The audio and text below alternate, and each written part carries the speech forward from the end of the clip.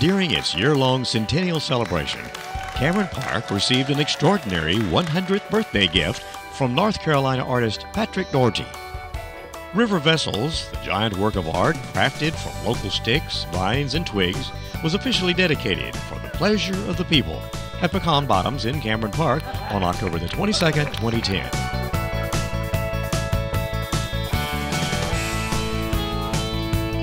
Renowned for his natural wood structures, an art form he calls stickwork, Dougherty has created hundreds of monumental, site-specific sculptures around the world. The fact that Cameron Park is home to one of them is a great source of pride for Wacoans. Waco Cultural Arts Fest director Doreen Ravenscroft helped bring the artist to Waco with a $25,000 National Endowment for the Arts grant.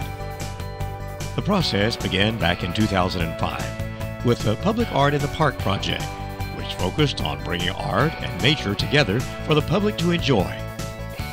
Dougherty's art fit perfectly with the organization's goals, so Ravenscroft set about raising funds to bring the larger-than-life artist to Waco in time for the Cameron Park Centennial. This seemed as it was really appropriate when you were celebrating an incredible natural park and one of the largest inner city parks in the country, that we should bring Patrick to Waco. So we called his office up and asked if he was available, and that was in 2009. And then we realized we needed to write a grant. There was one available to write for access to artistic excellence through the National Endowment for the Arts. So I set about writing the grant, and we then sent it in and kind of just kept our fingers crossed that maybe they would choose our project.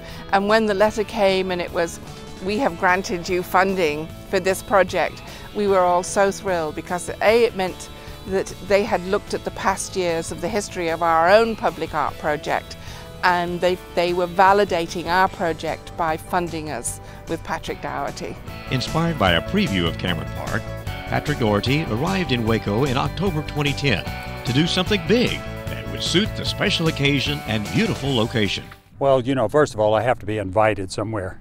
And luckily for me, the city and Doreen Ravenscroft and the festival here saw my work and decided that maybe I should come and build something here in Waco, and made a site visit and was brought down here to Pecan Bottoms and along the river in Cameron Park, and really thought this was a great place. The international artist had created more than 220 massive, swirling structures around the world, including locations in the U.S., Europe, and even Japan. Averaging about 9 to 10 sculptures a year, Dougherty has been commissioned by colleges, arboretums, museums, and even private individuals. Each sculpture generally takes the artist 3 weeks, depending on its scale and on the amount of materials and volunteer help available.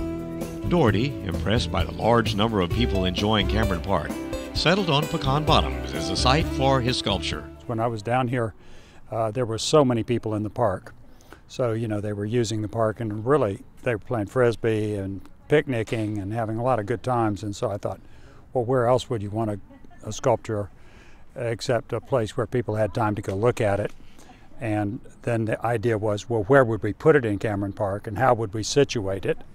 And so the thought was that if you came to the town end of it, of Cameron Park, that people would be driving into the park that way, and they might encounter the work if it was big enough, if it had the right scale.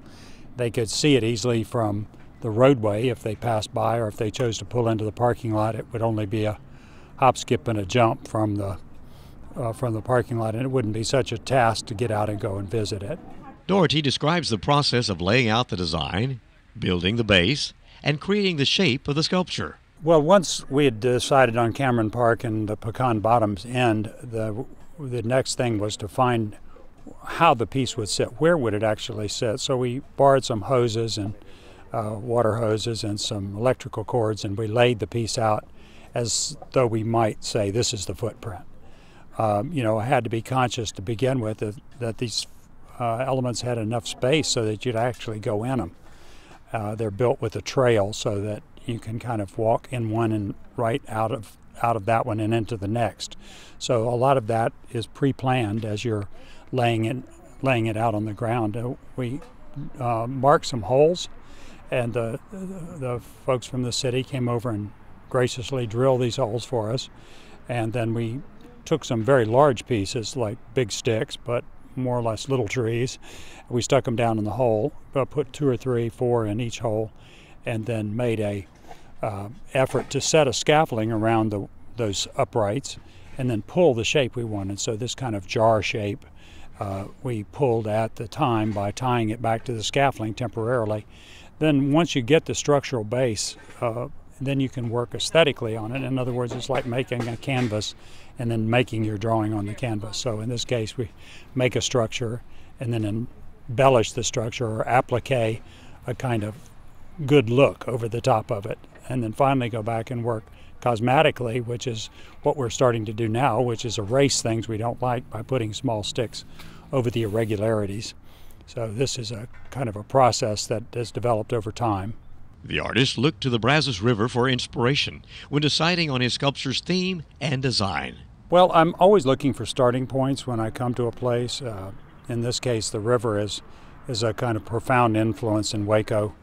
All life begins paralleling it when the roads, the fences, all human activity are running kind of parallel with the river. So this piece, in the way that it's set up, is kind of a parallel line to the river. It's got these kind of vessel forms that are, they're not making a beeline, they're meandering, but still in all they kind of parallel the river.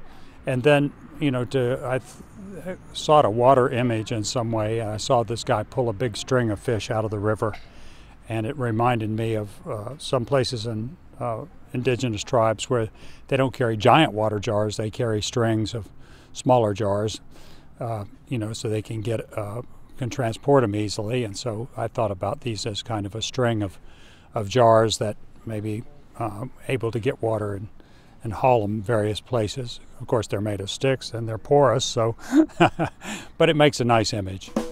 Dougherty's stick work began as an experiment in copying the way birds build nests and beavers build dams.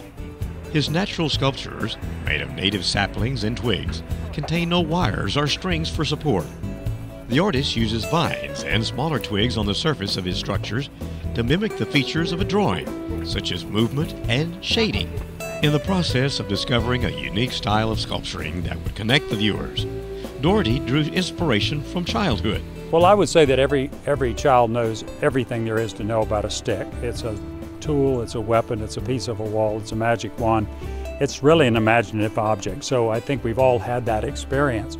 It just so happens that as I went through my work life that I found myself going back to school and becoming a sculptor, and then somehow searching for a way to work. I must have reawakened some of those hunting and gathering impulses, some of those childhood fantasies, and began collecting sticks and trying to work with them and see what I could do. And of course, your initial forays are not that good because you don't know that much about it, but eventually you learn the rules of the road for sticks and you're able to work with them. And the nice thing about it is that I think that a good sculpture is one that causes lots of good associations or personal associations with the viewer. So many of the viewers that see it have some of the same impulses that I have while building it. They think of a bird nest or a nice walk they've taken, or something about the environment, or maybe about drawing. So it gives you plenty of starting points when you look at a work like this and you've had some previous childhood experiences or adult experiences that you can connect to it. I had 2 brothers and 2 sisters, and we really explored the woods around our house. We had a area that had lots of dogwoods, and we climbed those dogwoods and just simply made that our outdoor home. And so, gathering material for shelter was just part and parcel of living in this fantasy hollow that we had claimed as our own place, During the process of sculpturing his giant works, Dougherty partners with organizations who provide funding, materials, and volunteers. The partnerships, he says, serve to build communities and connect people to the art.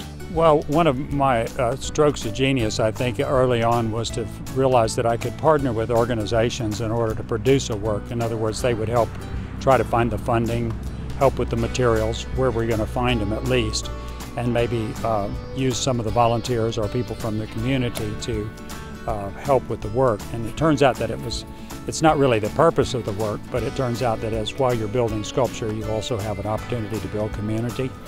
And it just so happens it's a secondary gain of what happens when you ask people to come and they bring their neighbors, and you know, everybody sees it in a different way because they were able to realize that, you know, sculpture is a regular activity, and you know, you can build one, you know. The great value of art is that it allows people to exercise a lot of their nuances of feelings. You know, see a sculpture, you see a good dance performance, sometimes you feel things that you just don't feel in your regular life, you know. And so I think really art is a way of extending yourself and extending your personality and, you know, the things that people are capable of doing. As the River Vessels project drew to a close, Dougherty expressed his sincere appreciation for the people, the culture, and even the weather in beautiful Waco, Texas. I enjoy being in Waco. I've loved being in the river, and of course I've caught the best weather ever. You know, it's cold in North Carolina right now, and it's just perfectly balmy here. I've liked meeting the various people that have walked up to my site. I've, you know, had opportunities to go to dinner with people, and it's just been really nice, really nice. I've gotten to know the people in the cultural arts scene here, and the folks over at Baylor. I gave a talk there last night, and you know, it was really well attended, and so it's just been a really good go of it. I'll be really sad to leave. City leaders and members of the Waco community gathered at a special ribbon-cutting ceremony on October the 22nd to show their appreciation for Dougherty's gift of art. City Manager Larry Grove and Waco Mayor Jim Bush thanked the artist on behalf of the city, presenting the sculptor with cowboy hats to remember us by. Waco Cultural Arts Fest Director Doreen Ravenscroft presented Dougherty with a Cameron Park Centennial book as a token of appreciation. Dougherty thanked Waco and its people for the opportunity to bring his vision, inspired by the beautiful Brazos River, to life. Really appreciate all your help. I mean, this crew here gathered every day, all day long, getting me willow, and then I'd say I need more. Oh, just a minute, I need a little bit more. How about some smaller ones? How about some bigger ones? So I drove them to distraction, and I really appreciate your all's help.